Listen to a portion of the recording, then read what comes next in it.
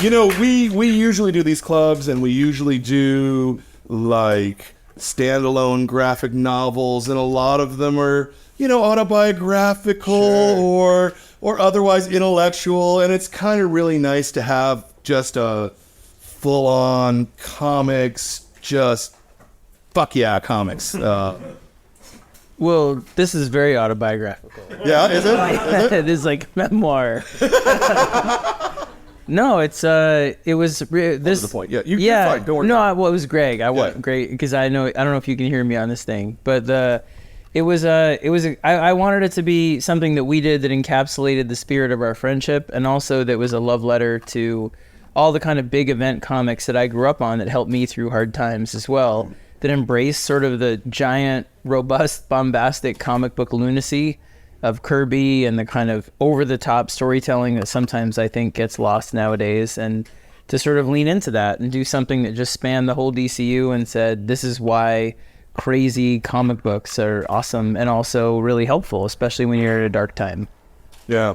This is not where I usually start, but I actually want to start with this question with regard to metal. Do you think that this kind of crazy expression of what comics are is in a way more what comics are about than the monthly periodicals? Do you know what I mean? Like it's very easy to lose the thread on the monthly periodicals, but this is just like muscle and metal and violence and Well, I think it was more like when they asked us to do an event, they have a lot of demands, and there are things that they want, and there are things they want an event to do to the line, and that they have make money. Yeah. Yeah, exactly. Yeah. Yeah. Those are our demands. Yep. Hosting Monkey Boys. Yep. And for me, I think going back to our friendship and our relationship on Batman and coming into this, it was about leaning into the idea that events over the last couple of years had been very dark and very decompressed sometimes, and had been very long. And what we wanted to do is sort of remind people how crazy, fun, inclusive, sort of celebratory an event could be, even while being dark. Like, it is dark and there's evil Batman and all of that, but we wanted it to feel almost like this is why comics are awesome, because it's a form that can do these stories that are so elastically, bizarre and inspiringly crazy that no other medium can do. Yeah. So it was a lot of fun in that regard too, to just embrace the sort of like, we're going to do Starro and he's going to talk like a 90s bro and just go for it and just do it. So yeah. So let's talk, and I want both of you to answer this question. Why comics? Why is comics the form that you've embraced? I mean, I know you wrote short stories before this. You were also a teacher, but clearly you're known for comics. So what is it? Why comics? Well, you want to go first, Greg? Go first, Greg? No. Did you hear the question? Greg? Oh, yeah, I heard the question. I thought that I was going to answer. Yeah, no, he pointed to. No, I mean, for me, if you want my answer, there's not much mathematics to it. I mean, my first comic, I think, was Adam Strange. It was a hand-me-down from an older cousin. And that was, I think, the very first comic I may have seen, I think. It's a long time ago. And but then, my mother would bring me around and I'd see it, one of the spinner racks, wherever I was. And I started seeing those and, I was mesmerized. And by the age of 8, I just go, this is what I want to do. I was also heavy into Mad Magazine as a little kid too. So it's like, at that point, at 8 years old, I said, I want to draw for, Mad Magazine or draw superhero comic books. But I knew that was it, and, I definitely leaned heavy into comic books at every passing year. I just got obsessed with it in high school, junior high school. It's all I thought about doing was drawing, comic books. So it's just, I got bitten by the comics bug. Yeah. Did you have any formal training? No. As a matter of fact, I got, mostly F's in all my art classes because incompletes because I was into chasing girls, smoking pot, and playing guitar, and so I skipped school a lot, and so I would never complete projects, and so I was notoriously bad at that, and So no formal training. So definitely college was out of the question because I just don't like people telling me what to do. Yeah. And so yeah, I everything I did, I learned from books and when I was coming up, it was different, than it is now, as far as, getting into the business. And it was also pre 9/11. So, there wasn't all the security in the lobby. So I would unannounced show up at the Marvel offices in Manhattan, and I would just get up on the elevator and I'd see the secretary there in the main waiting area. And I'd say, I came from Schenectady. Can someone look at my stuff? And somebody always would, including one time Jim Shooter, who was editor-in-chief at the time, came out and they gave me, pointers and, told me what books I should look at and, from everything from, figure drawing to film direction.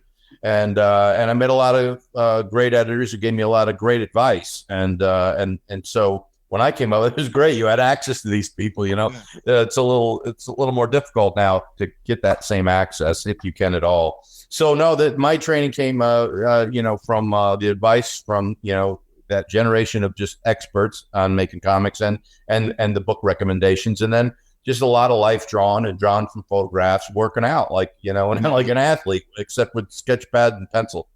Yeah, my understanding and is the first comic you did was Gore Street from Fanaco. Those of you who are very, very old will remember Fanaco's ads. That's right. That's right.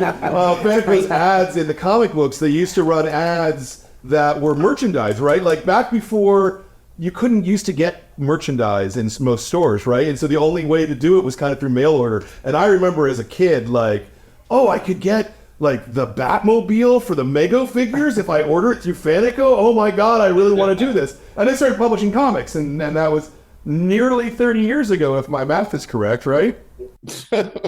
Yes. So you were an overnight success, in other words. Yeah. The funny thing about it, is, I never had interest in horror ever. I was just, tights and capes kind of guy, but that was the first comic door that opened for me, so I walked through it, of course, and then I get saddled with Todd McFarlane doing Spawn. And then I get typecast as I'm this horror guy, and I'm going, no, it's not me. And then I get, saddled with Kirkman on Haunt, going, no. And then I go, finally, I'm out of it. I'm going to go to what I always want to do. And I hook up with Scott Snyder, a horror writer. It's like, as soon as I think I'm out, they drag me back in. So, yeah, I guess it was in the cards for me. That's pretty crazy. I really want to say, too, that, and I think that a lot of people haven't really processed in your head, you did like almost 125 issues of Spawn. Not quite, but and I was pretty well. I mean, if you count covers and doing some breakdowns for Todd, but I think I was closer to like 80 or so issues. Okay, but I mean, I'm including the breakdowns and stuff. I mean, yeah. I did have from 26 to 175, something like that. Behind the scenes, I did things for Todd. He would joke that it's like the Wizard of Oz. He's the big head with the columns of flames on, the little man behind the curtain. And they can go on. So, but that's an impressive fucking run for anybody, and I always feel like you've never been like kind of credited as much in my mind, like as that's an achievement, right? Like 125 issues or something. That's insane. Yeah. Well, I'm from a different generation, and a lot of these kids, and maybe they're doing it better than I am. I don't know, but they move around a lot. They get bored or whatever. But the thing that drove me is when I was a kid and I was collecting comic books, and I would go to the store and I had my favorites, and I followed artists more than I did writers, obviously because I'm an artist. And the biggest disappointment was showing up at the rack and finding that my favorite guy wasn't in there that month. So, that was so disappointing to me. And I just always wanted to make sure that I didn't do that disappointment, to whoever my readers are. And so I always committed to doing, at least one full year before even thinking of going anywhere, So. Yeah, but you did like 11 years old. Well, working with Todd was, it was fun. He's an artist himself, And so that changed the dynamic of how, typically a artist and writer work together. And so that was a lot of fun. We were just like two stupid kids, just having fun making comic books. So I guess there was no reason to want to leave. It was fun. And so yeah, and I'm still very close with Todd. And so yeah, I've been hanging around with this kid Scott a long time too now. So I mean, he's running. He's trying to catch up. Yeah, Metal is like 125 issues just squished into six issues. Yeah, I see that for sure. So what's your Y Comics? What's like? Oh, it was just I wanted to do it since I was a little kid. I don't know. I mean, my dad used to take me to the old Forbidden Planet on 11th Street in Broadway every Wednesday. And it was a way, he told me later, he was like, it was a way to encourage me to read. Yeah. I mean, so I wasn't a big reader. I was, shy and video games and whatever. And he thought it would be a good way in. And so he'd always loved comics. And we went every week. And then when I went away for the summer to summer camp, he would send me my subscription. And it was all I wanted to do. And all the way through high school, I had a portfolio. I thought I would be like a comic book writer and artist. And then I got to college and realized I just wasn't good enough at the art. And I fell into writing. It was a time when there was a lot of excitement around like short story writing. Stephen King had done a lot of short stories right then, and it had sparked a big renaissance, I think. There were a lot of big short story writers at that moment. And I had good teachers, and so I did that. And but comics was always the thing I wanted to do. So the minute I started publishing stories and comic book editors came sniffing around being like, these seem like comic kind of stories with supernatural elements, whatever, I jumped right back in. So it was all I ever wanted to do. And I mean, there wasn't, I don't know, it was weird. I feel like Greg knows my parents well, and I'm always sort of like, I'm a writer, you're not supposed to be supportive. You're supposed to give me like, hardship and anxiety and be like, but from the moment I wanted to do it. Yeah. All right. The moment I wanted to do it, they were like, okay, do it. And you're like, that's not what you're supposed to say. Yeah. So they're like, we'll get you the writing books and whatever. And so I never had any sense that it wasn't possible, just because I was always like, this is it. And so I did all the really stupid stuff that is incredibly geeky. Like I went away to writing camp for summers, like when everybody else was at sports camp. I went to Iowa City and like took 8 weeks of writing, you know what I mean? And I was like, this is so cool. And everybody, I was like, everyone would beat me up about it, whatever. But no, it was just all I ever wanted to do. And I feel like I have the upside is, I had a very supportive background, and I feel like I was able to train at it as much as I could. So the downside is I have like absolutely no practical life skills outside of that one column of talent. Yeah. So like I love writing prose. I love writing comics. I know my stuff around, and I've studied, as much as I possibly could. The same way, like one of the stories that I love about Greg is he'll talk about when he was learning to draw, he would go down to the train station and put on sunglasses and just do figure drawing. And draw different people there for the acting. Yeah. And, for me, that's the way I was about writing. It was always the only thing. So any job I had, whether I was working as a janitor or a teacher, or I did a lot of odd jobs, it was always at night. I'm the elf, like working through the night to try and be a writer. So, again, I'm proud of that. And yet, on the other side, I'm like the least well-rounded person ever. I'm like a total cube when it comes to being well-rounded about. Well, it seems to me too. You've had this incredibly, lucky might be the wrong word, but as I understand it, your first book of short stories immediately became a sensation. You have two of those short stories were put in the Best American Short Stories. Yeah, I mentioned. Collection, right? That King was editing that year. Yeah. And like that doesn't happen to new writers usually, right? I was really lucky that actually the Zoetrope, who the offices are not far from here, they were the first people that found me off the slush pile. I feel like one of the things I would, if there are any like writers out there or creators starting, I had a very, rocket ship ride in comics, but I paid my dues like in prose. There was, I started in 2002 2000 I graduated, graduate school, and then it was 7 years before, or 6-7 years before I really started getting published.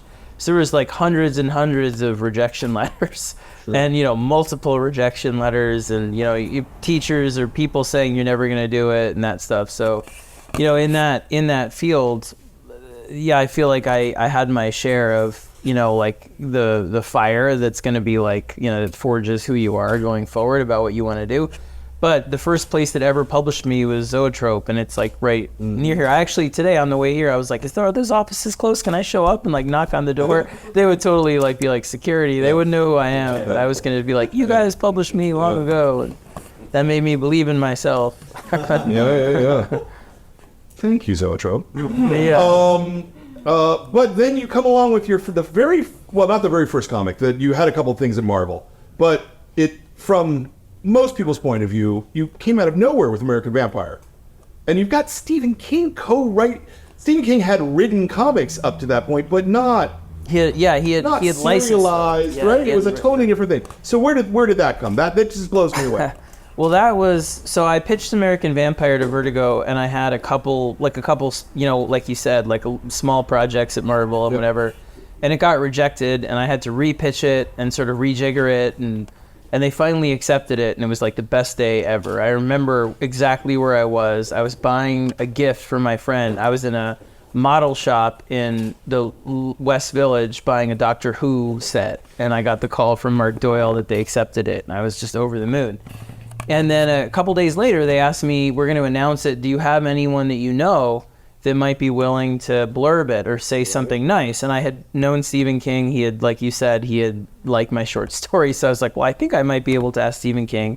So I asked him, and he was like, send me the pitch. And I sent it to him. And he was like, well, I like this enough that, if you want, I'll write an issue or two, and you can tell him that. And I was like, first of all, I wish you had told me that before I sold it, like, in the first place, because, I would have made some money. And secondly, if I tell them that, they're going to want you to write like issue 1 and 2, and not me.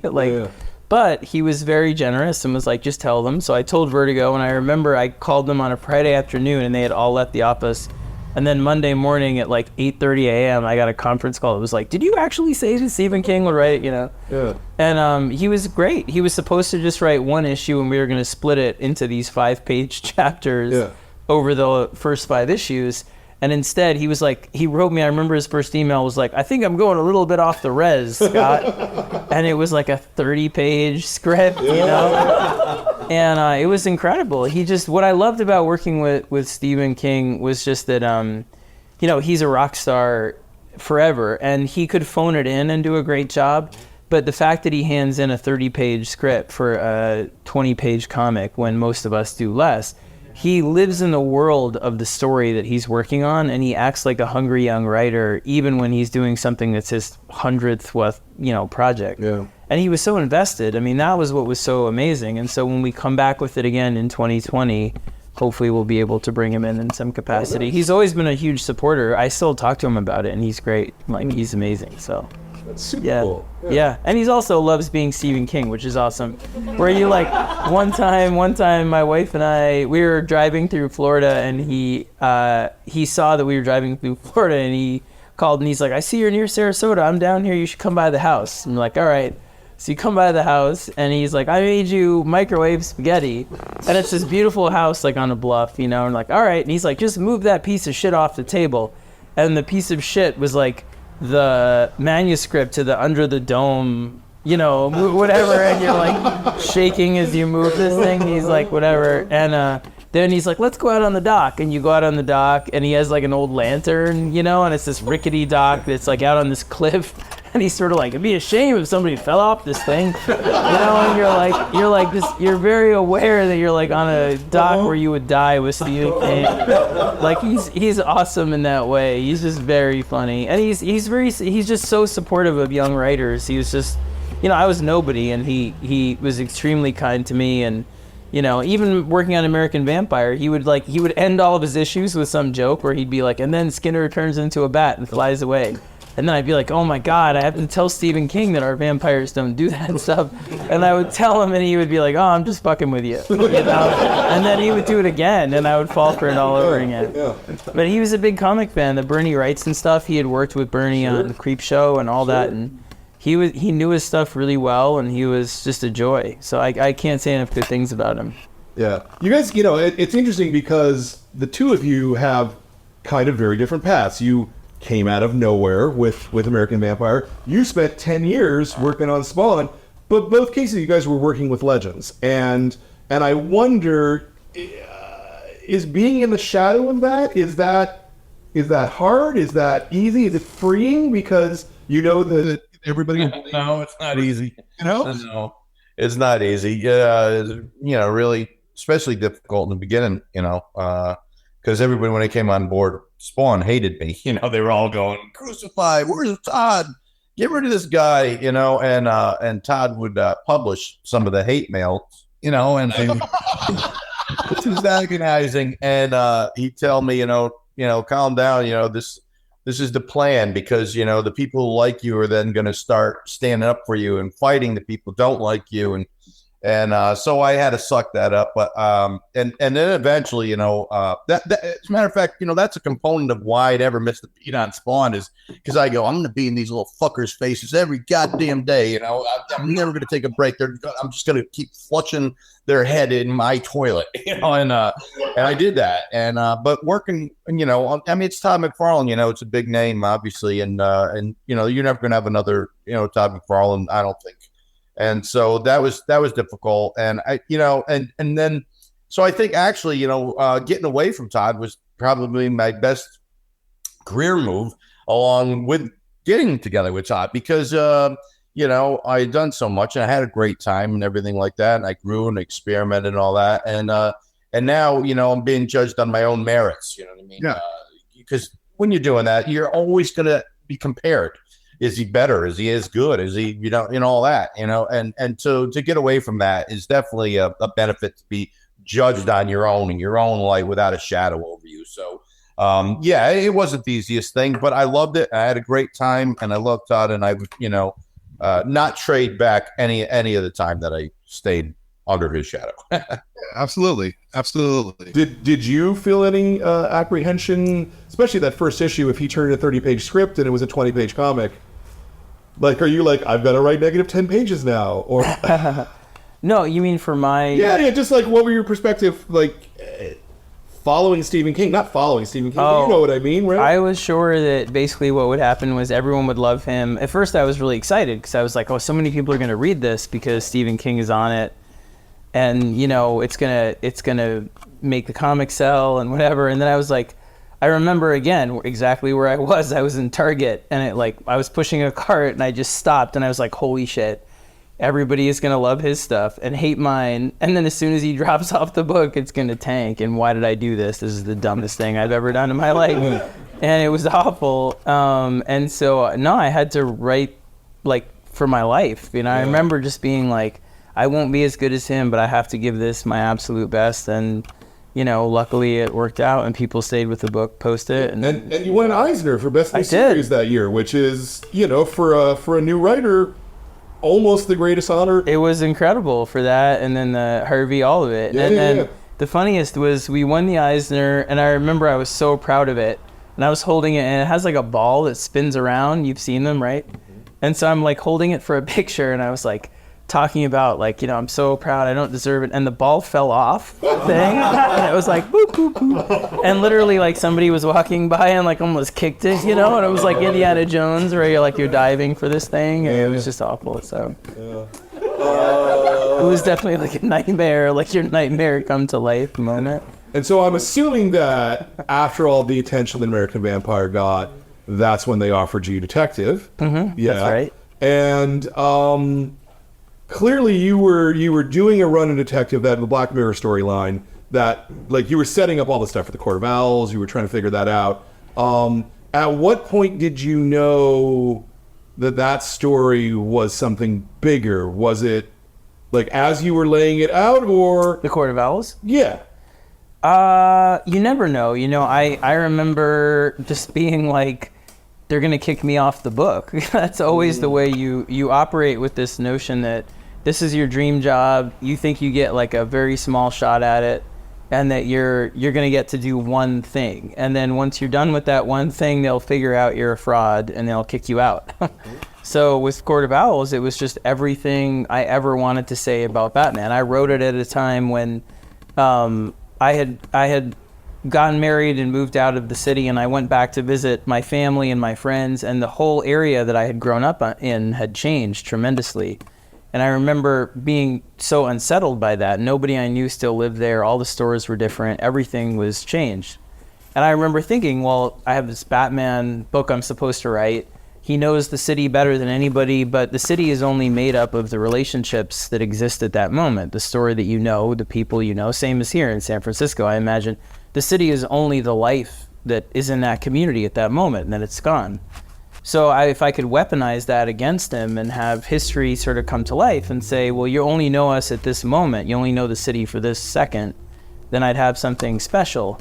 And it was a big fight because, you know, when you're new and you say, I want to do a year-long story, their argument is always, well, if nobody likes it, you're going to get stuck with it for a year. And that chills you to like your bones. And you have to be like, I know that. So what? Sure. I'm going to do it anyway.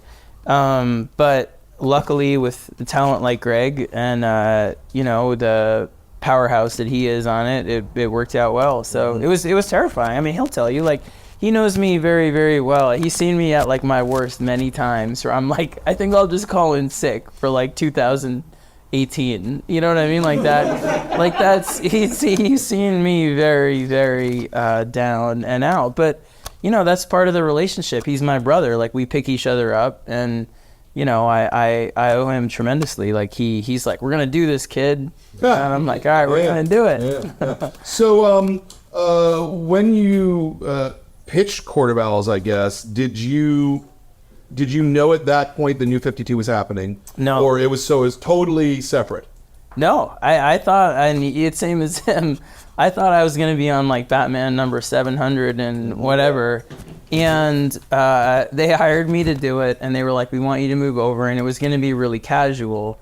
And then I had started writing it, and they were like, well, it's actually going to be Batman number 1. And they called me into the office to tell me this because they knew I would totally freak out.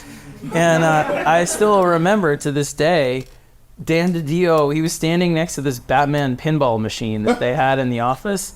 And Jim Lee was there too, and Jim was sort of playing it on the side, and it kept lighting up, and it was like, you know, the Batman looked really angry in it, and it was like, it was just this tremendous like pressure machine, and they were like, and it's gonna be Batman number 1. Isn't that amazing? I remember almost like throwing up in the office. I can't do that, you know, and you know, and then I remember, yeah, I just went home and I was like, you know, you have one shot and that's it. Like this is, and I try and approach every arc like that even now and just be like, if you wrote nothing else, what is the one thing you would do if you could leave this arc and nothing else? And that was the beginning of that. I mean, Black Mirror was that too, but this was really that, where it was like, okay, the spotlight is going to swing over and be like, now you're on a number 1, you're rebooting for the first time in 70 whatever years.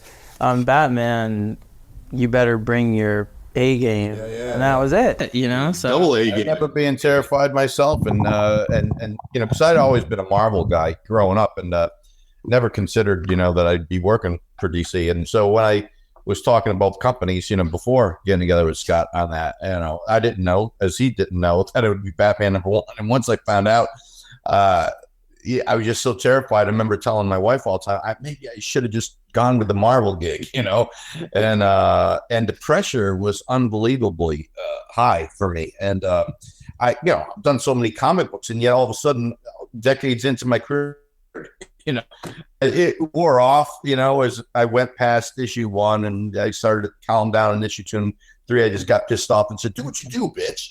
And then I was all right. And but yeah, it's a scary thing, you know. And then, you know, they didn't tell me. They go, it's Batman related. They did the non-disclosure thing, so I couldn't talk, and then they let me know, but they never told me that it'd be relaunching from number 1. And that was terrifying, because, you know, Batman fans are rabid, and they will kill you if you mess him up. And so The only hedge I had was to blame the writer, should it fail. And that was the best. There were a couple times when people like questioned what we did. And like when we announced 0 Year, which was the origin redo, and everybody hates when you redo the origin, and so I was getting all this shit online and I was really upset about it. I remember being like, God, this sucks, right? He was like, uh-huh. And I was like, well, you're getting it too, right? Like they're mad at you. And he was like, well, I'm sure somebody is out there. And I was so upset. I totally Google search. I like Google searched his name, and there was like nothing but like, oh, so sorry you got to work with that asshole. And that was it. Like there was like nothing, and it was all on me. Like I never. That's kind of funny. Yeah, I mean the ideas being put on the first Batman #1 that's actually a Batman #1 in 7 years is pretty insane. I'm not clear on the timeline here. Did you, when you were drawing it, did you know that was Batman #1 or? Oh yeah, yeah. At the time I was drawing it, I finally it was revealed, and I believe it hindered my performance. Because I was so uptight. I wish I'd go back and redraw #1, so that'd be more consistent with the following issues. But it is what it is, and it's a long time ago now. But yeah, they let me know, and that was just like throw up a little bit in your mouth when you find out.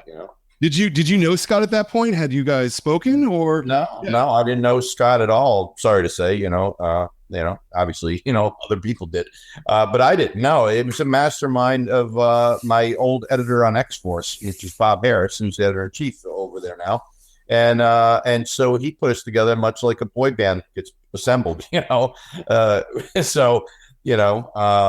I don't know why he said these two will work, because it sure didn't seem like it was going to work when we first got together. There's some friction because our approaches were very different, and we were both comfortable in those, especially me, being I've been in it a little longer than Scott. But he, for whatever reason, whatever he saw, he had some good gut instinct, because it sure worked out. I still don't know what it is. I don't know why fans like Scott and I together so much. I'm grateful for it, and I hope it lasts longer, because you never can tell. But whatever he had in his head it's worked out, and I ended up being best friends with Scott, and I love him, and even if I never drew another comic book again, I'd be friends with him for the rest of my life and love him, like I do now. So whatever Bob Harris did, I'm grateful for it, so.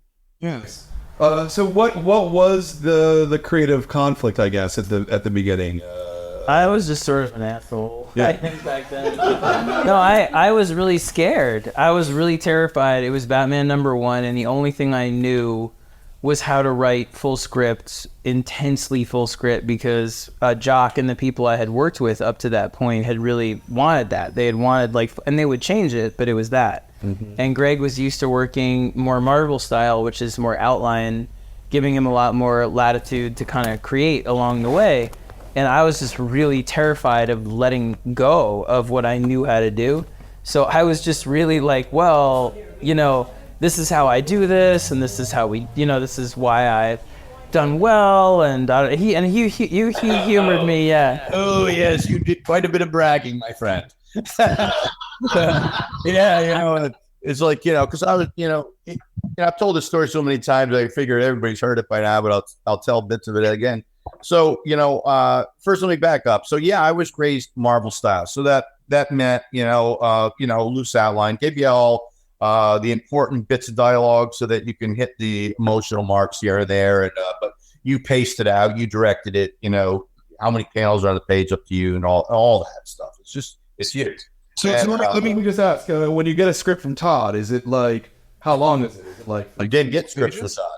See, this is where I was going. So I started with Marvel style, which was, this, plot style really. And then I moved over with Todd, and it was never, I don't have anything written from Todd. It was phone conversations. And sometimes I would take notes, later on when I got a little more sophisticated, I recorded them on a microset, and we would just talk about it. And he'd say things like, give me 3 pages, Sam and Twitch. They're going to be talking about this. It didn't matter what I did with them, as long as I can get to them to the place he need to go with the story wise. And he'd say, give me some room over here because I have a lot to say.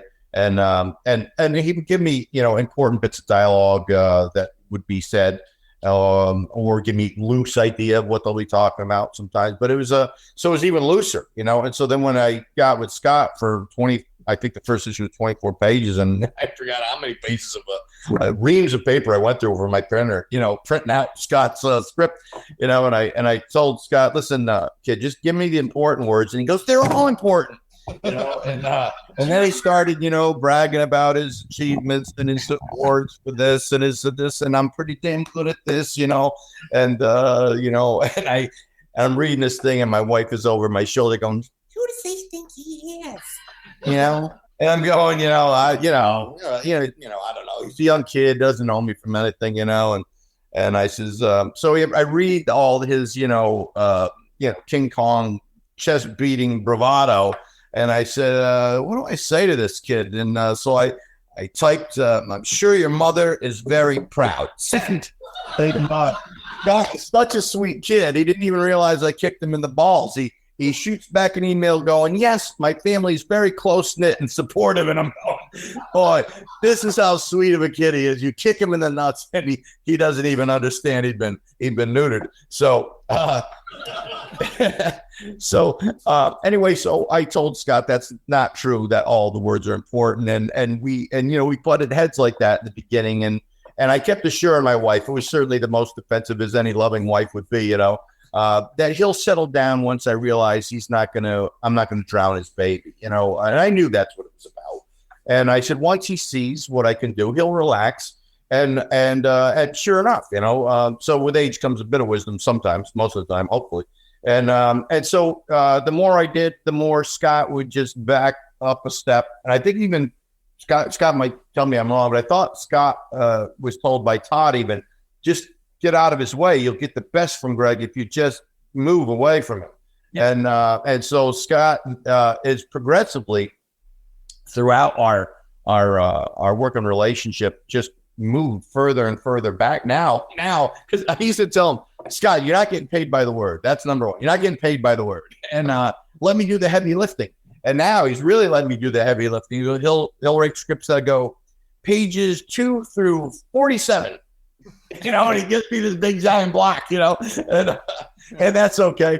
In the beginning, it's been so long, working with him that I hadn't done that. I was nervous that I'd be rusty, but it's all coming back out to break it down, pace it out, and all that stuff like that. But yeah, Scott's really taking it to heart now. He's going, I didn't even write it. Just draw some stuff and I'll put words to it later. Definitely to add to that? No, it's totally accurate. Like it is. I will say, like, the moment I realized that Todd was right and you were right, it was really early in our run. It was when we were doing Batman #5, which is the one that like spins around. And it was the first time I didn't know what I wanted to do visually. And I realized at that point, seeing Greg's art, that he was just better as a director than I was. And I didn't know how to make this comic communicate. We wanted you to feel really scared and unsettled, and it was oriented like Batman was. Yeah, right. Yeah, we wanted you to feel like the most scared you've ever been reading a comic and completely disoriented.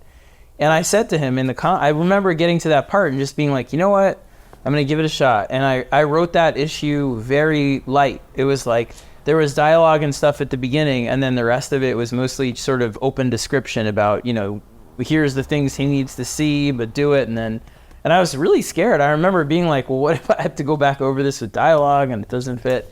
And it was the best experience. And it was what he turned in with, and the ideas he had for the book turning all the way around and all that stuff that got us such recognition. That came from giving him the room to do what he does best. So it really was...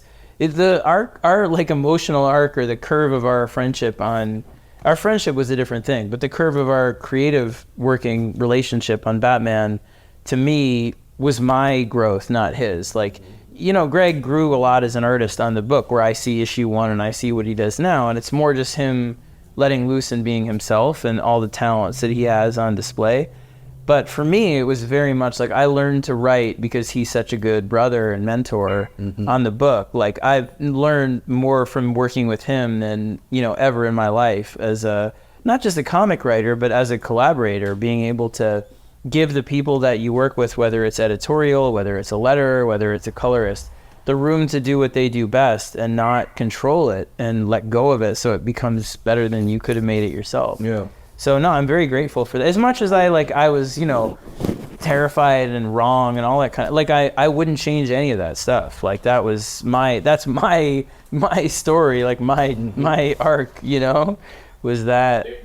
The thing about this approach too, you know, I've also, you know, been a musician and played in bands, you know, most of my life and things like that. And you know, I relate, you know, what we're doing to that, because I mean, you can play a song and you can read sheet music or whatever, but it's when you get together and just jam and spontaneous things happen, and you play off each other, that it just gives you the most joy and fun. It's just a good time. And so doing this way, to me, I would think that every writer would want to do that, because you get all these happy surprises along the way. It's like, you give me your idea, I interpret your idea, and maybe I do it exactly like you envisioned, or maybe I present you with some surprises, and that should be fun to you.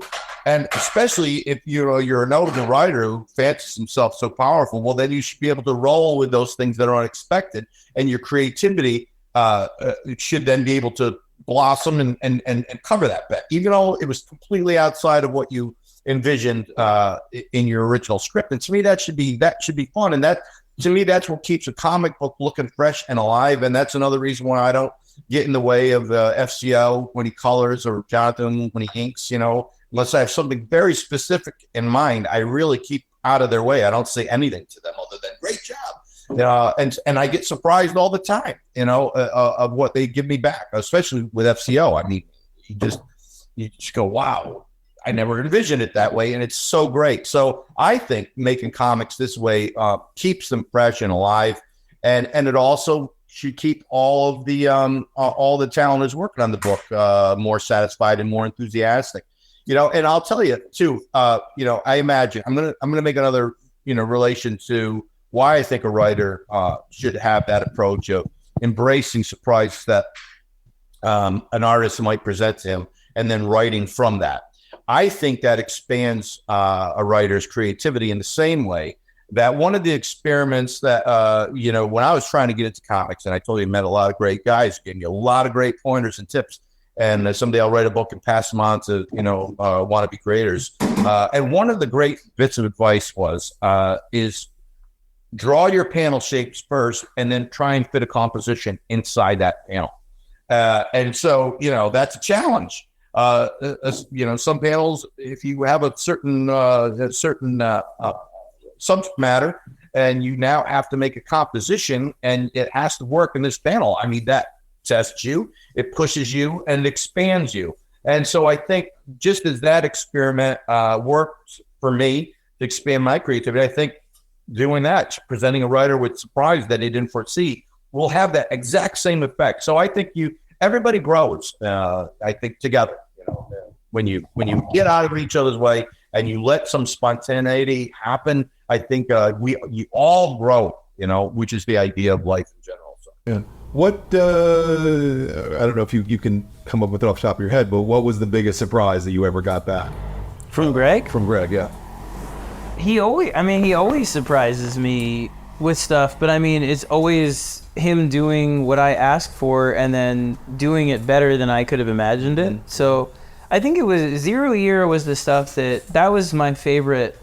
That was my favorite arc, I think, on the book, because A, I wrote it for my kids, and B, it was where I really felt we took complete ownership of our version of the character, where I was in San Diego a couple years before having like a complete panic attack and meltdown about how am I the writer of Batman, and there's hundreds of thousands of people reading this book, and there's millions of dollars of pressure on it, because every once in a while they'll fucking remind you of that, by the way. Like, they will have you out to Warner Brothers Studios, and you go up the building, and you're there, and there are dudes in suits that are like, so what's your next year on this book? And it's like marketing, foreign rights, collected editions, toys, publicity, like everybody. And you're just in a room with a PowerPoint that you don't know how to work, and you're sort of like, And they're like, why is this going to be like Q2, Q3, Q4 important, meaning quarter, financial, whatever. And you suddenly realize, like, all these people... Yeah, right. That's why I just have Greg say that, and that's it. And then I take the mic, I just drop the mic, and I just walk out. No, but I mean, it reminds you very quickly that, like, there's a whole ecosystem of work that goes into these things, and there is, like, a lot more money than you remember going, like, depending on this stuff, like millions and millions of dollars. So, you know, for me, I mean, I think, I don't know, I still get terrified of all that stuff. Yeah. You know, I get really, really scared, but there are moments where I sometimes wanders off the question. So I'm gonna give him a piece that he can. Wait, what was it? I forgot what the question was. I totally got lost in my head. That surprised you. Oh wait, I'll tell you. Okay, so sometimes it could be like I introduce an element based on his story, and I'll give you an example. I think it was Death in the Family where I started to do things with flies. And how connected to the Joker. And so then when Scott sees things like that, this is what I'm talking about. You know, it inspires him and he starts writing that into the story. And when you do things like that, you get these happy surprises. It's just like, you know, anybody who's ever painted and all of a sudden you throw a color down next to another color and it has this magical transformative effect. It's a lot like that. So when we got to the end of the story and, you know, Scott, you know, wanted to leave the question mark, you know, was the Joker really in the Batcave and all this? Because I introduced that motif early on and he wrote it going forward, all of a sudden he goes, I need something at the end. And he had the screen show, you know, and I go, I know, I'll put a fly on the screen. And he goes, that's perfect. So that's sort of the magical stuff that I'm trying to talk to you about, tell you about. And these are the wonderful things about making comics that keep it alive. So the comic that we started, the story that we started, stayed alive all the way to the final hour when Scott goes, I need something. I need something. And so I think and I go, that's it, you know? And so to me, that's the beauty of it. So it's sometimes those kind of surprises too. It might not be something, oh my God, why did you do that? You know, it could be that I just introduced something that I think will take Scott's story to the next level. Like when I read Scott's scripts, which are always great and inspiring, is I try and distill them to their essence, and because that's the thing you have to stay true to. But you can take deviations as long as you keep the essence and keep it on that road that's going to get you to the final destination. And so when I read those things, I go, it might be cool to add this kind of motif or whatever. And then Scott sees that and we go. And so sometimes it's not these dramatic, like, oh my God, why did he draw Alfred naked? You know, it's more things like that. Yeah. Wait, I remember, I went down like my anxiety hole about like being in front of the whole, but I remember what I was going to say, which was that, you know, I'll go up there and I'll talk about why metal is going to be great or why I think it's important and why it's personal. And then all I have to do is then show them Greg's designs, which are exactly that. Like, as much as I describe the thing, they're always a big surprise. So I'll say, we have a Batman who's from another dimension, but if Batman killed the Joker and the Joker's heart had contained this toxin to make anyone that killed him the next Joker. And so you have this crazy Batman Joker and he's going to be, you know, this, I know he's going to be a hit and I know he's going to be great. And I know, and they'll just sort of nod and nod and nod. And then they'll be like, show the art. And then you show the design. And then they're like, oh, and it's that exact moment that sort of speaks to, I think, his ability to both translate what I'm trying to communicate perfectly and also elevate it beyond what I could do on my own, even when I'm trying to explain it, you know, in a way where I'm very maniacal about this is why it's important, you know. So how much of your creative process between the two of you specifically is sort of pre-conversation, just like getting on the phone and just talking about it, and how much of it is you sitting down writing something and then seeing what he gives you back? We're really, I mean, Greg's my brother, like we're family, and I saw Jamie going by in the background. I was like, Jamie, his wife, like we're friends, you know? So I always feel comfortable. Like I just called him, 3 days ago to talk about the design, the last night stuff. So, you know, we try and give each other room to play, you know? So I'll give him the script, but we'll talk about it beforehand. I told him the whole story of like the book we're doing for Black Label, you know, from beginning to end, and then I'll ask him, what do you think? And So I mean, we're very collaborative in that regard. There's no barrier. It's all transparent. So there's no way that I would like, here's the script. Right. You know, if he has anything he has a question about, or I have anything that I'm second guessing, we just go back and forth. Even how we just created the most recent incarnation of the Batman costume has happened just sort of on the fly over the past couple days. I mean, we knew Scott's script had it in the beginning, you know, loosely where we're going with that, but we just transformed it on one page as Batman's doing his thing, and just that's it. We talk and we go, hey, you know, it'd be cool as if this happens, and you go, that's a great idea, and you know, and I really want that to happen, so it looks like this, and so we could get there. And so yeah, it's always fluid with us. I mean, I get the script, as I said, they're great and they're intact and easy to understand and easy to inspire, but we're always, and Scott is notorious for this. He'll hand me a finished script that there's no such thing as finished. He's to the final hour. You haven't drawn that page yet, have you? Because I had this other idea, you know? And so that could happen on page 22 when you work with Scott. I assume that when you're working with someone over the long haul, when you're talking about a 4 or 5 year collaborative process, like in Batman, that there's Like 7 now. yeah, sure.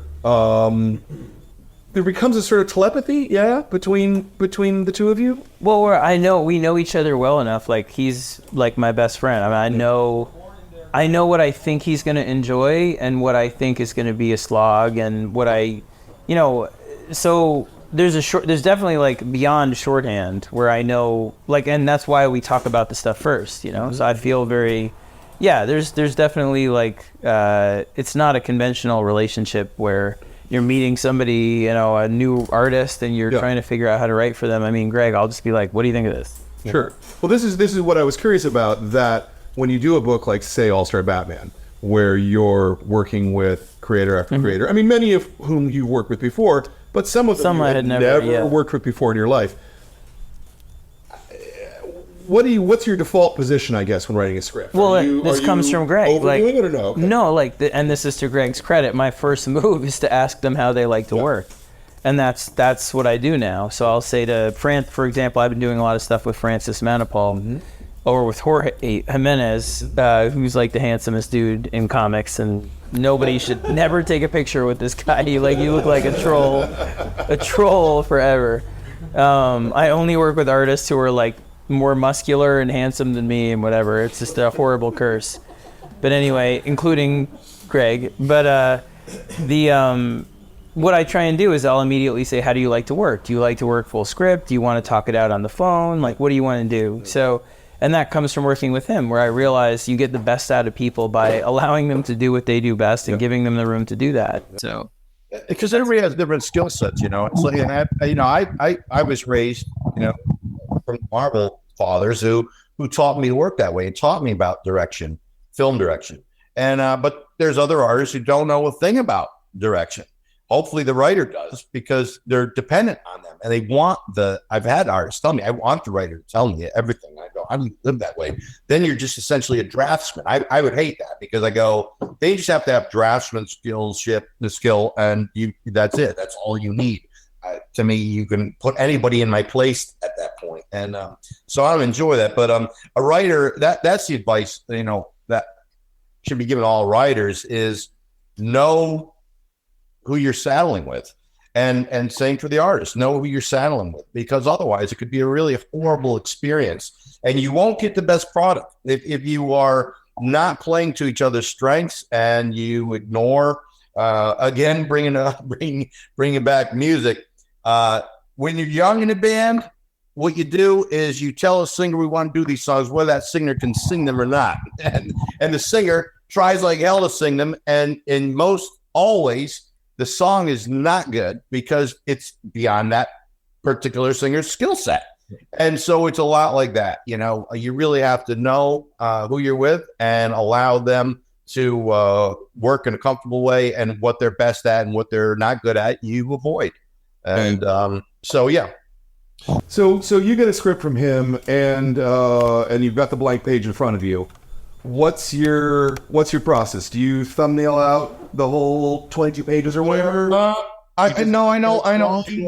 Some guys do the whole thing. I mean, when I was younger and more foolish, I just used to I didn't lay anything out other than on the boards. I would just start going. I don't have as much confidence as I did when I was a young kid. And so now, I do thumbnail out, but I don't do the whole book. I know like JR does the whole thing and one clip and everything like that. And maybe others do too, but I'll do like scenes or in the case of this 48-page monster, I go, okay, I'll lay out half the book so I could start working. So, cause I spend more time and thought on it, how I want to direct it and all that now than I used to when I was young, just went entirely by gut. I wish I had some of that in me at this point, but I don't. Again, I try and think about what would best serve the scene. As far as the pacing, where I put the camera, how I light it, and I put an awful lot of thought and care into the acting. And I've always put a lot into the acting. I think that's one of the most integral parts of doing this stuff. I mean, and certain people notice. I mean, back on Spawn, Sam and Twitch were a couple of characters. I love drawing those guys, and Big Sam Burke was patterning away after one of my close friends who passed recently, Enrico, and he was a real sloppy kind of guy and very overweight. Spill food on him at the second bite in. And so I would have like Sam like smash with his fist, grabbing the peanuts out of the bowl, and the bowl would be like half tilted and peanuts are flying, and food popping out of his mouth, and all those help to develop a character, and along with their body language and their expression. So I put a lot of thought into that as I'm going through. So my process, it kind of encompasses it all. And sometimes even late in the game, like this scene I'm drawing right now, all of a sudden I got a different vision, so I got rid of some of my layouts and changed because I want to change the lighting and the props a little bit around. So yeah, a lot of it is still instinctual to the point where I have a difficulty describing exactly my process. Sure. What I do when I get Scott's scripts is I'll read them, a few times in a row. And what happens when I read scripts is a movie plays in my head. And so I'll watch that movie. And unfortunately, comics is not exactly like movies. So I have to now also be in the edit room and go, okay, well, that can't work too. It takes too long to tell it that way. How can I tell that same scene in another way? And so I go into the editing room in my head, and I find out what works, and then and find out, and contemplate again what will sell that scene the best possible way in the space that I have. Scott gives me some things that would be great in a movie, like and I read them and I go, it won't work in this medium. It'd take up too much room and it wouldn't be as effective. And so I'll have to maybe do the scene differently. If I had a film camera, we'd go to town, because I set up a bunch of different cameras and have all these fast edits. So there's that limitation. So when I see the movie in my head, I pick and choose what will work, won't work for various reasons, and I keep those ideas and go from there. Yeah, that makes a lot of sense. I wonder though, when you're talking about a book like Metal, especially where it's specifically structures and events, and there's a lot of money riding on this in a way that, so if you write a bad issue of Batman the comic, they can replace you the next month, right? If they had to, right? But on this, they can't, because they built their tentpole around this. They built the entire quarter around it. So is there more editorial back and forth with the editor, or do they just get out of your way and just trust you, right? They might interact with Scott. I don't hear from anybody, and I prefer it that way. And the few times that I've heard from somebody, it's somebody much younger than me who knows a lot less. And so they'll tell me, what they think I should have done with the scene, and I'll explain to them why they're wrong. And then I'll say, now sit down and let me just do my thing. So no, I have virtually no contact outside of Scott, other than great job. Love the pages, So yeah, Scott's the only one I talk to. As he said, he goes down to Burbank and stuff, and they might powwow together. And again, I got the sweet spot of it's a success. I go, yes, great, us. And if it's bad, I go, it's that guy. You know? Well, so let me ask you the same question then. Is there a lot of pressure on you because of the tentpole of this? I mean, is this? I just show him the text. Yeah. Let's Scott. It, There's always pressure on Scott. yeah, there is a lot of pressure. You know, you have to be able to go there and block it out and be able to say to them, I mean, Metal in particular, this was like this, they fought us at first on everything, from the title to the length of it, to the amount of tie-ins, to the plot, to all of it. Like, froze on me over here. you can still hear We you. can still hear you though. You're good. The Okay. He'll probably restart you and start you again. there you are. You're back. There you go. Great. All right. Kind of weird, but Yeah, it's the internet, man. There's just whatever. it's back. It's back. So yeah, it's really it's hard in those moments because the only way when you're just dealing with Batman, right, as a character, you understand very well how many amazing stories have been written about this character. He's your favorite character. You understand the legacy of all of it. You know how many fans love him, how he belongs to everybody, not just you. And you're just getting through that. Like that's a very hard sort of forest to navigate. And you have to be able to put on those blinders and say, I'm doing my version, you know, me and Greg, and this is our one, and I'm writing it. Nobody's going to read it. It's just us. Like, I'm doing fan fiction. Whatever gets you through it. And then with an event, like, they will have you out there, like I said, and it's not just the normal suits. It's everybody. So you'll be in a boardroom, and there's like 100 people who you don't know at all that are from different divisions, that even down to like the people that make pins, like the free stuff they give away at cons, that are like, what can I get out of this? Like, are there any pins? You know, and you're like, I don't know if there are any pins. So it's a lot. Like, it's a lot of pressure, yeah. But the only thing I'd say again is like, it's a great joy too, because when you get to do a story that drives the entire DCU, or allows you to incorporate the whole DCU, and there are no limitations like I have now on Justice League, where they're just like, it's like your mom and dad were like, here are the keys to the Corvette, son, just go drive it. And you're like, really? That feeling is the best, because you grew up on these characters. And look, I mean, creator owned is a whole nother thing, where there's another joy that comes from doing your own stuff. But if you like writing superhero comics, this is the pinnacle, where you get total creative latitude over the entire universe. So at first there were a tremendous amount of hurdles. There was a lot of pushback. And, you know, the thing that I would say is, if you're in comics or you're interested in comics, the key is that it's a collaborative medium. And the fact that's the other thing I learned on that issue 5 with Greg, was that they didn't want us to turn that comic around like this. And he wrote this really impassioned email that was like, he quoted Steve Jobs and this like whole, he was like this whole, like, it was beautiful. And I was like, what he said.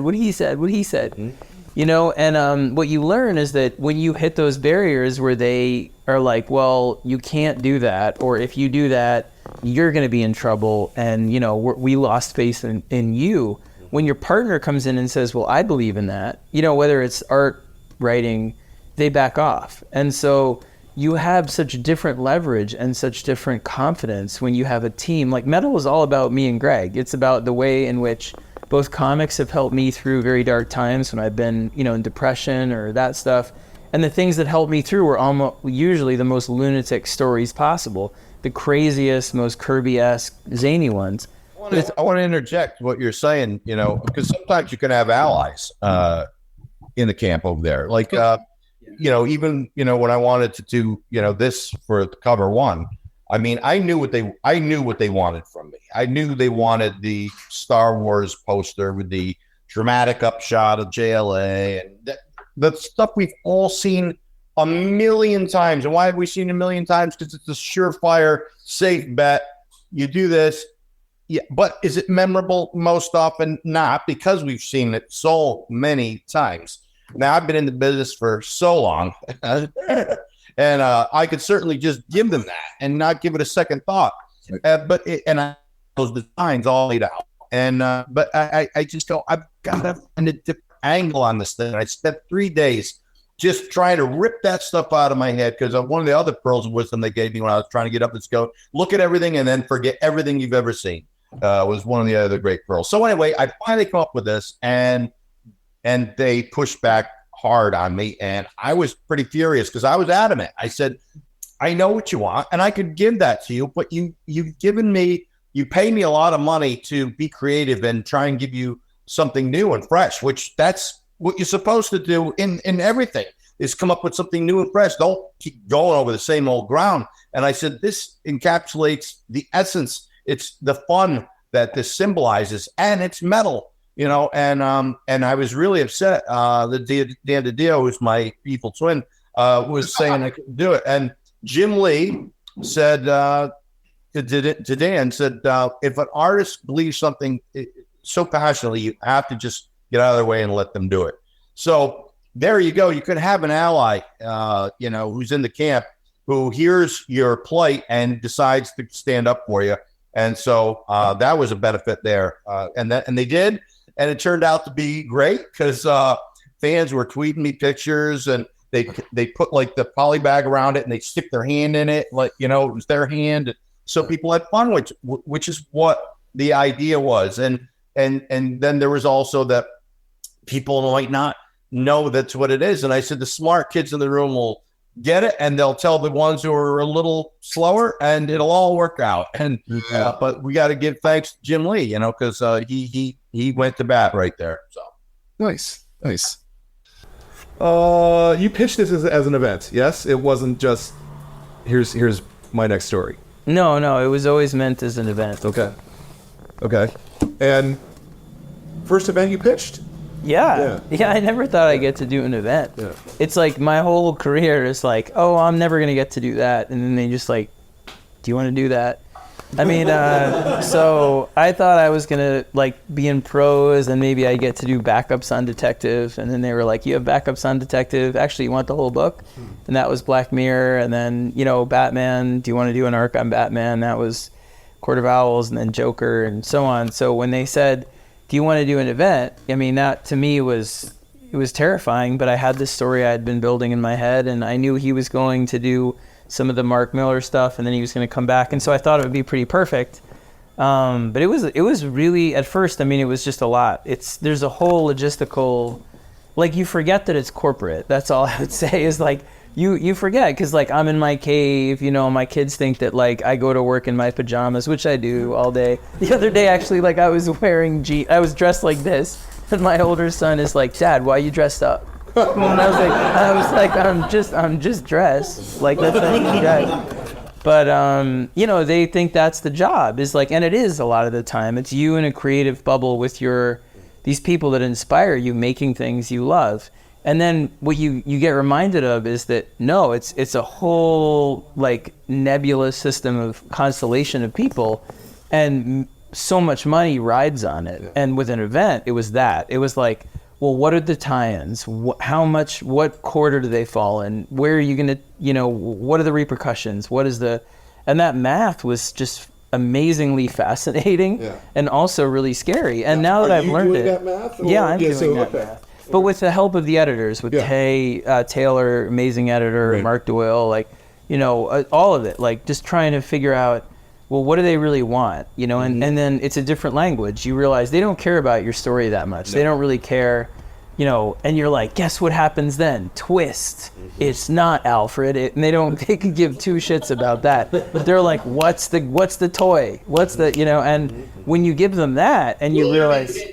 Yeah. When you give them that, they suddenly relax. And so it was a real learning curve for me. But now that I've learned it, I feel like, you know, not like Jedi, whatever, but I definitely feel like that was the pinnacle of negotiating that kind of like the commercialism of comics and the creativity of comics was that, because they depend on it. And if you fuck that up, like if an event bombs and it drags, it's like the Titanic, it drags down all those tie-in books, all that stuff, and that's a big deal to them. Like that's not just a big deal like, oh yeah, you got a bad review on CBR. That is a big deal. Like that's a lot of people. yeah, people get fired over that stuff. You know, you too. I mean, like, you know, a lot of. And I don't get Yeah. to feed my children. That's what I'm saying. Like, As a retailer, yeah. Yeah, no, the it's stories. Just put me with a new rider. Yeah, right, exactly. And you're like, he's great. He's great. I like that. you know, and I think if you look at history, you see that most events really don't work creatively as a creative thing, right? I believe because that, yeah. because the machine kind of takes over and it like leeches all the creativity out of it, which is what's so hard. fantastic about this book, I think, is that it even at the most tie-in part of the tie-ins, right? You could still see that there was this just kernel of mad ideas and passion we that- were maniacal about Yeah. that. I mean, I looked over every page of everything Yeah. with James and Josh Yeah. and made sure that, you know, and I really believe it was honestly because I felt that people are cynical about events and why not, right? Like, they're trying to get your money. They're trying to be like, buy 25 issues. And we were really careful about trying to be like, this is going to be 6 issues of us, 2 tie-ins, and then, you know, 2 interstitial issues, and then a certain amount of tie-ins, and each one of those is going to be special. And it really hurt my, not to be like, woe is me, my diamond shoes are so tight, but I would just say like, that was a hard, that was I'm asking for a raise. I don't have diamond shoes. that it hurts your life like that. I mean, we watched every single issue coming out of that, making sure it was good enough, because I was so scared of letting you guys down about having any tie-in or anything not be up to par. And the people did a great job. Everybody was great. But I mean, I was on it. We were on vacation. I remember me and my family took a vacation in Hawaii. And through that, I was like, hey, I'm just going to go get another Mai Tai. And I'm like looking over Gotham Resistance, like, you know, like that. Like, but the fact that... And it grew too, right? Like, it grew bigger. It did. It was actually, we lucked out as the most successful DC, you know, comics event they've done. So I was very proud of that. But I really believe that it's...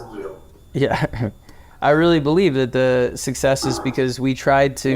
The 42. Is that? Sorry, I'm ordering my wife around. Can I was gonna ask if I can have a drink as well. He's getting. Oh yeah, Feel it. yeah. Hey, would someone go back and Scotch glass, you know what they're using, right? That's a Scotch glass. Or yeah, there's a whiskey back there, and then the soda's on top of the fridge. Greg, Got any beer while you're at it? everything. look at this. Red cup. We're drinking out of red cups.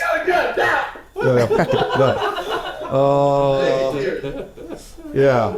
Well, there's a lot more questions there I could ask, I think, but you know, in the interest of. Am I mixing this? Yeah, we're mixing it. Yeah. It's all good. So I want to turn to the audience, because I've been talking a lot, and I'm sure you guys have a couple of questions or 3. Who would like to ask a question? There you go. Go for it. I heard a lot about Batman #5, and that's really kind of my favorite thing that I read from both of you guys. So I had to hear a little bit about kind of when it came back, right? And like you started like noticing turn, and like how long did it take to like the horizontal, and how many pages were like the way around, and you know the advertising and all that stuff, like. Well, yeah, for anybody that doesn't know, Batman 5, basically Batman's lost in this labyrinth, the Court of Owls. I'm sure most of you guys know this one, but yeah, so basically the comic, as you're reading it and he gets more lost, it turns around like this. So as it forces you to turn it and then read it kind of backwards like this. So as it was going, Greg made this, like I said, this impassioned email, and I was sort of like, ditto, ditto, ditto, thank you. Yes. And cheers, Greg. And so they finally let us do it, and we were really excited about it. And the funniest thing was, so first they sent it as a PDF, which scrolls vertically. So I read it, and I was like, oh, yeah. You know, see, those pussies, it's no big deal. Like, it just goes like this. And then I got the print. And the print, I didn't realize that, like, to read it, you'd have to reverse it and then read backwards. Yep. And I was sort of like, oh, God, there's a misprint. And then I remember, like, realizing it wasn't a misprint. And so I tweeted out, I was like, anything that you see in Batman 5 is on purpose. And then I get a call from him, like, 30 seconds later that's like, what are you doing? He's like, if they get it, they get it. They don't, they don't. And I'm like, all right. Like, I was like, all right, delete. Like, so I deleted the tweet. And then the funniest thing was then he got his comms and the same thing happened. He read it and he was like, there's a goddamn misprint and like not like fine. I was furious because I'd gone over it with Marks, and methodically over 3 times, and I never anticipated that you would have to flip the other way, because I've got all my boards and I go, yes, okay, now you turn it and then you turn it at this page, and I never considered that, and so at first I freaked out like Scott, and I was like mad and I was ready to pick up the phone and start yelling at people. And then all of a sudden it dawned on me. And then I go, this is even better. This is even more confusing. I'm going to claim genius status now. Yeah, I panicked. And I saw why they panicked.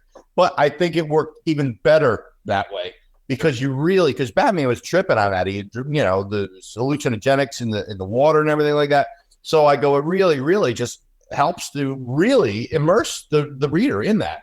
And for those who complained about your iPad, I'm going to say 2 things. One, it has a lock button. But if you're not that clever, even a dumb school like me would have set it down and walked around the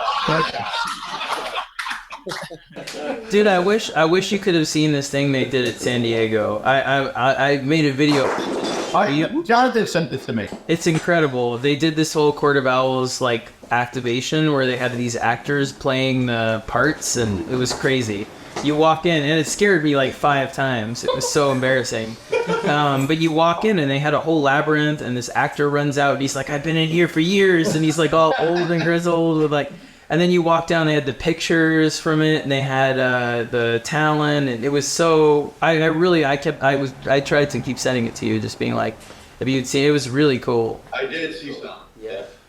One of the questions that he asked, I don't think you actually heard the question. One of the parts of the question was about the pagination and the advertisements, right? Like, did you take into account when you were laying out that issue? I'm going to have ads on pages 3, 5, whatever the numbers are. Sadly, they don't do what they do in Image, which is just pile those in the back, and so that doesn't interrupt the art. I think it's disruptive. I hate it, but they're usually good at figuring. They know where things are supposed to go, where it's less disruptive. So I usually don't have to butt in. They kind of are going to do their thing, and I stick to the rule of even numbers are on the left hand side, and so on.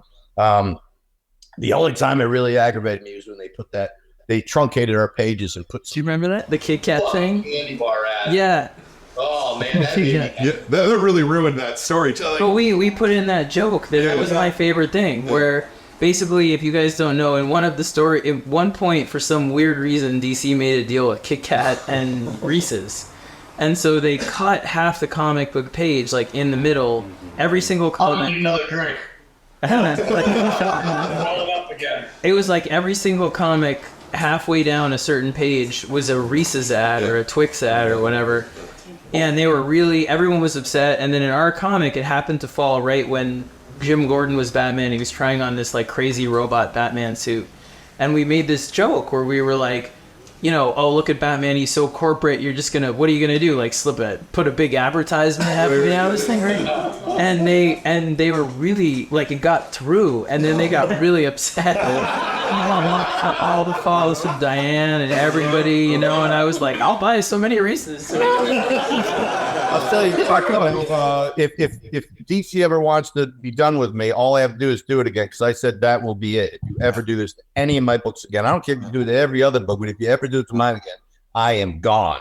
Yeah. And so if I am ever gone, you'll know that they put another goddamn Twix ad or whatever on my pages, truncating. Yeah. Like I still, this is really, I go, would you do this in a movie? I go, no. A product placement, if you want me to draw something in there like they do in the movies, that's not disruptive. I go, but just truncate the page. They go, you're really selling out. It really aggravated me, And it was funny because I called, I sent this email going, who was the dumb motherfucker who came up with this idea? At the end of the day, it goes, oh, that would be me. And I go, what? You're a dumb motherfucker. I was really upset about it. So, yeah. So unwittingly, I called the boss, There wasn't that Snickers ad too that had like a Superman Yeah. being upset at Wonder Woman or something, and She turned it into like Grodd. right, yeah. And there were several books that month that had actually ruined the comic because there wasn't a separation between the Superman pages and the ads. Yeah, Seth, go. So I'm curious because you guys keep bringing things up that indicate that you're sort of the enfant terrible of DC Comics, and you get away with it, both of you. And it's interesting because the stories I think are fantastic and they're engaging. They have so much energy. But if those stories are working for you guys, why are they? It looks like that they're sitting on the energy for other people's books. You mean like why do they fight it at first? Yeah. And if they're fighting it with you guys and it winds up working, doesn't that indicate that they shouldn't be fighting it with other people's books? I tell them that all the time. I usually whisper in their ear, issue 5, bitches. Yeah. He really will. He'll send an email that just says issue 5. I mean, you know, certainly, you know, when you're making a company money, they will give you more latitude and get out of your way. But they are still the same machine, you know, and so those reflexes are still in place. And you know, like with most things, you know, it's comfortable. We know this is the path that works. So when you move them outside that comfort zone, that's when they kind of want to brush up on you, and you have to kind of push back a little bit. And one of the things I say, you know, I think the guy from Decca Records who didn't sign the Beatles must have committed suicide. I know I would have. You know, oh, we don't want that new crazy sound. It doesn't. We want this tried and true old sound that we're accustomed to. And so that's one of the arguments I use. I go, you know, you just don't get anything. You'd never discover the Beatles or whatever big thing if you always stick with the old and the comfortable. But it's the knee-jerk reaction that you can expect, you know. But we have a little more freedom because we've tallied so many successes in a row. But I don't think it'll ever stop. You have shareholders, you have the same old machine think, and it is what it is. Does that make you want to create our own rather than staying with company stuff, or do you just like the toys so much? Well, no, we will do creator on. I still want to bring the Creech back. Scott said he'd be on board for that, and Scott's got a cool idea, you know, that we'll get to, and we'll do that as well. That's fun, like Scott said earlier. It's fun in a different way. Listen, it's fun drawing Batman. It's fun drawing all the heroes I've drawn throughout my career. The reason I got into comic books is because I love those characters, and I wanted to be able to draw those characters. So my dream has come true. So I'm certainly not complaining that I have to draw Batman today. You know, that's fantastic that I get to draw Batman today. So no, we'll get to that, and it'll be fun. And then you don't have you know, anybody looking over your shoulder, and you don't have any ads interrupting your things. So you have all that benefit, and you're controlling the whole show. You know, you don't get as much sales, you know, because there are fans who they only go to the big two, and some are only I only go to DC or I only go to Marvel, and they won't follow you as much as they love you. I've had it happen. They'll go, "Oh, I'm so glad you're back in the mainstream." So there's some trade-off. You lose sort of some of your, you know, fans that follow you, but the advantage is that you really get to do whatever you want, and that's the closest you get to when you're a little kid and you're just doing your creative writing, or you're just, you know, drawing whatever characters you are in a sketch pad just for the fun of it out of your imagination. That's the closest you get to it, you know, and so that's the appeal, you know, even if you don't make as much money, that's the appeal, because it brings you back to that spirit of discovery and creativity that you have when you're new to life, you know. So and when you do something like, say, a reborn with Mark in between Batman, that's a blast. And does that recharge your batteries for the big corporate projects? Again, you know, what was fun about that again was I got to create this whole world and all these characters, and they were mine, you know.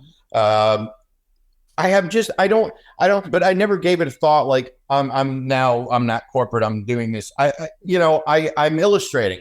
I'm taking a great story and I'm going, how can I, you know, bring this thing to life? The joy of bringing it to life is the same you know, if I'm drawing Batman or I'm drawing Reborn, you know, I just had more freedom, a little bit more freedom. But I've never felt stifled on any of the hero books I've ever drawn. So, you know, again, maybe that it's because that burden falls more to the writer.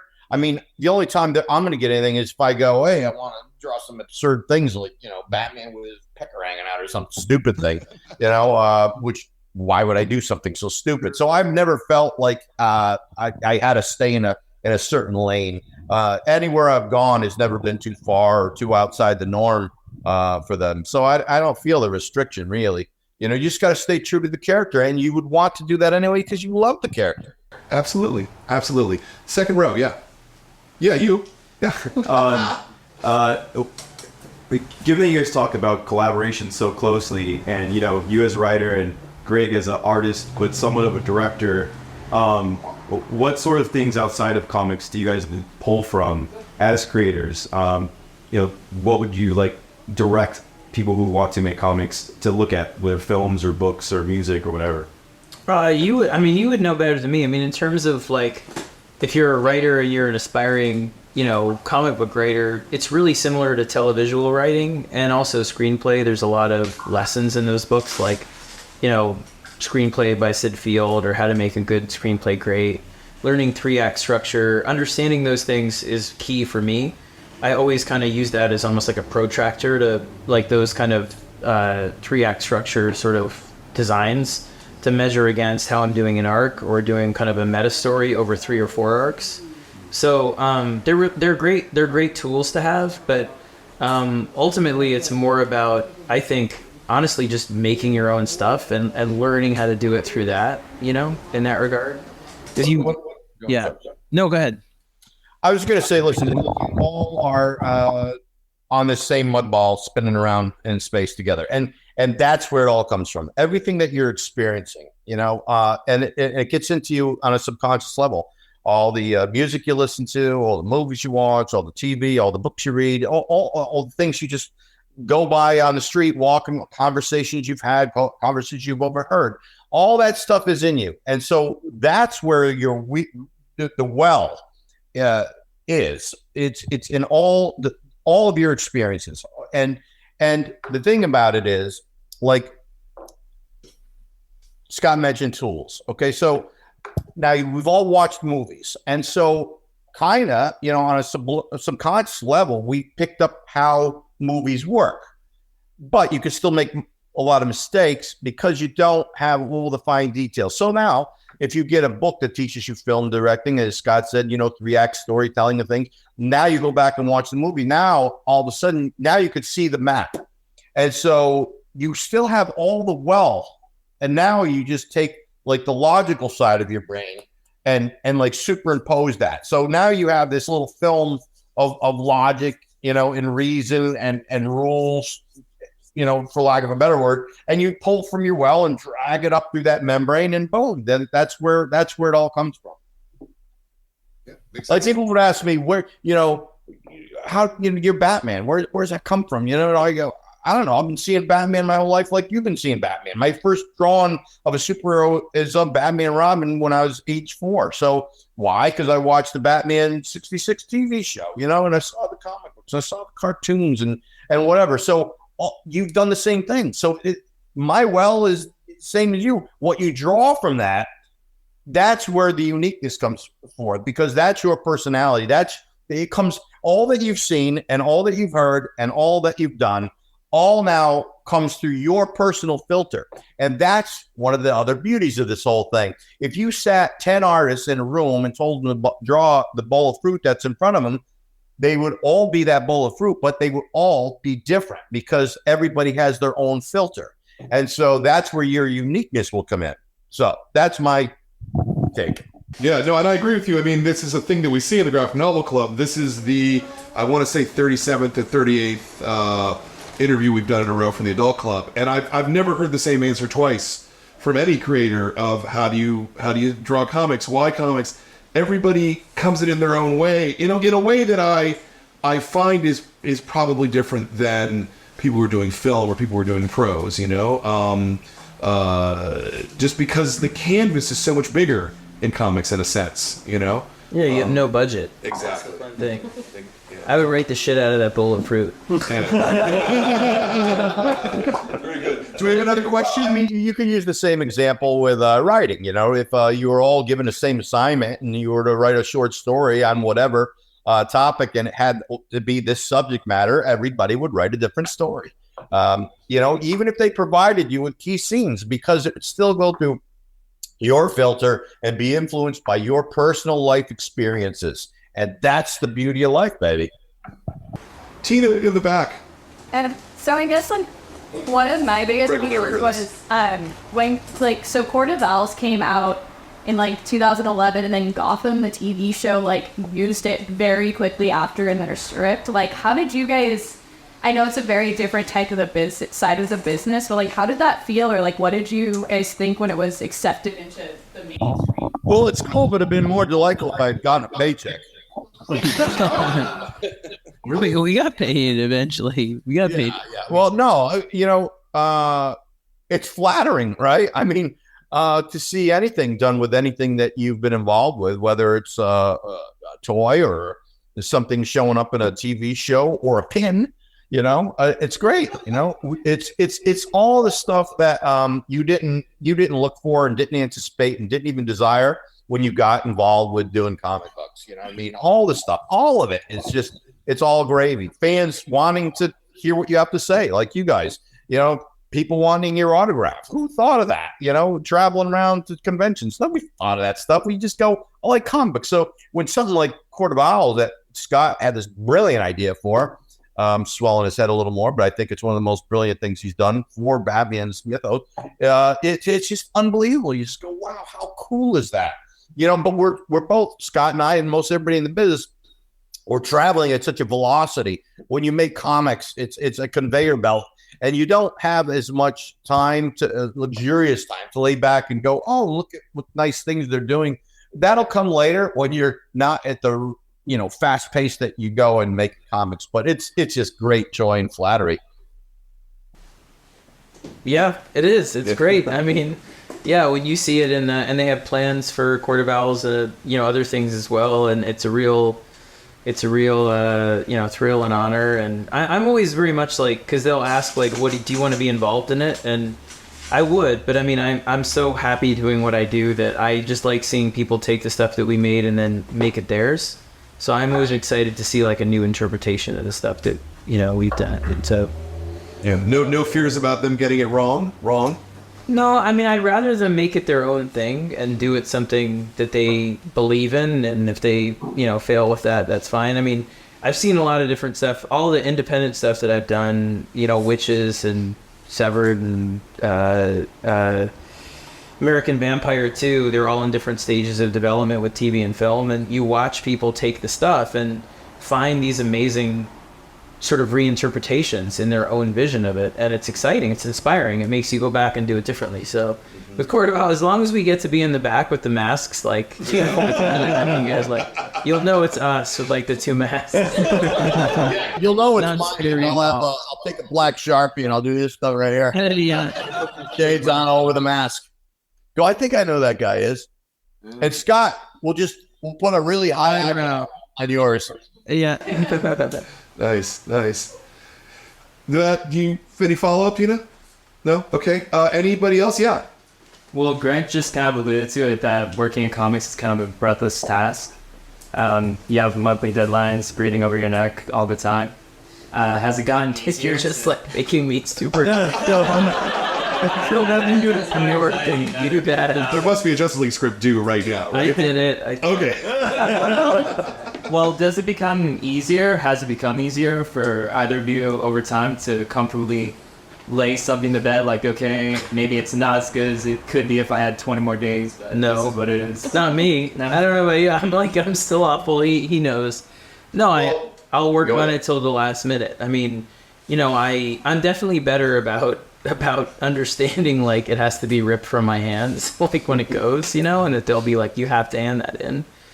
But I don't know, I take pride in that. I mean, I feel like this is my dream job, and I'm very lucky to do it. And, you know, we've done well enough that like, you know, my wife does. I when we got married, it was like, I'm always gonna be the poet tramp, and you have a real job. You're a doctor, you know, and like I'm the one that works, you know, and that the whole dynamic of that, you know, and us going out there and being able to create this stuff, like it really does. It sits with you in the way that, you know, I don't know. For me, at least, you go to work knowing you have the best job possible.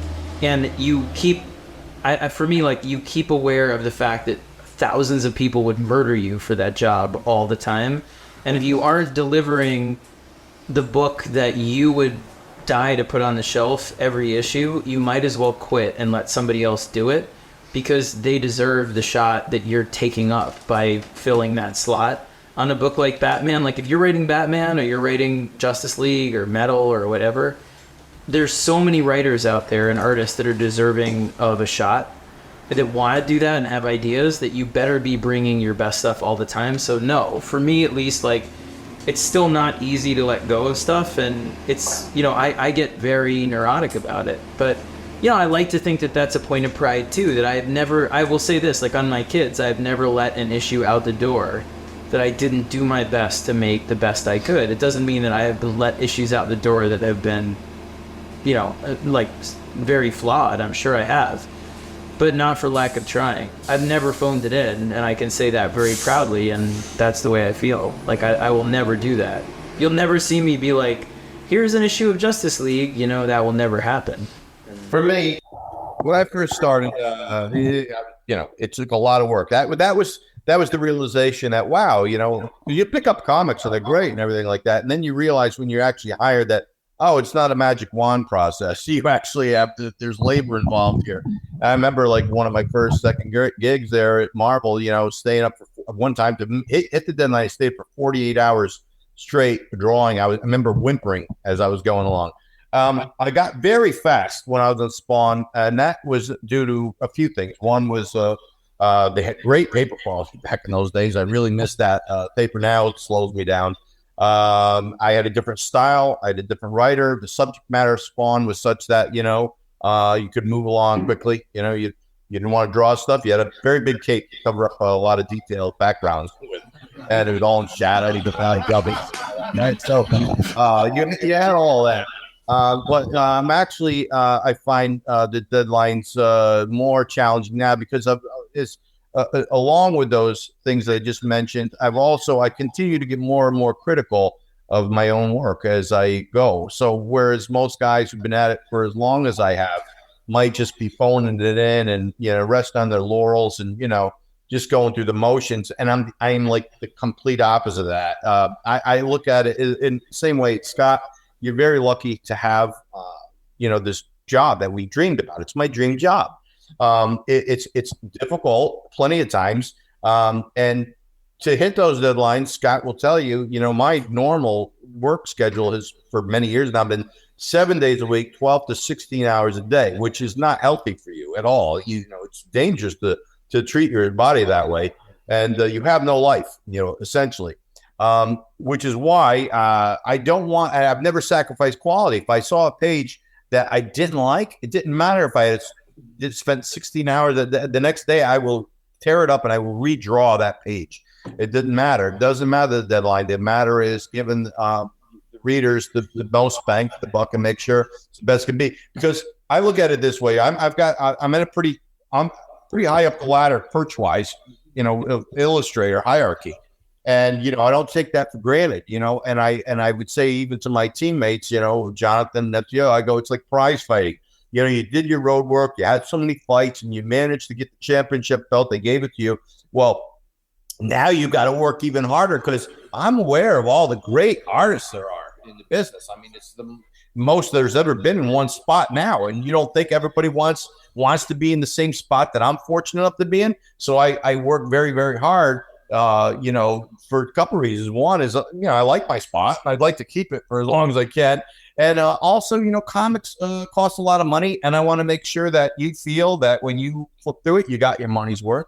And so I don't ever want to sacrifice. But I realize that as I'm getting older, it's not healthy to keep going at the pace I've been going. So I've got to arrange with DC that, they're going to give me more liberty, more time, and let me start working ahead of the project so that I can take a day off, maybe kiss my wife here and there, and see a friend or two that I haven't seen in a long time. But no, it doesn't. For me, it's not gotten easier, but I think that's for a lot of reasons. And as long as you care intensely about your craft, I don't think it should get easier.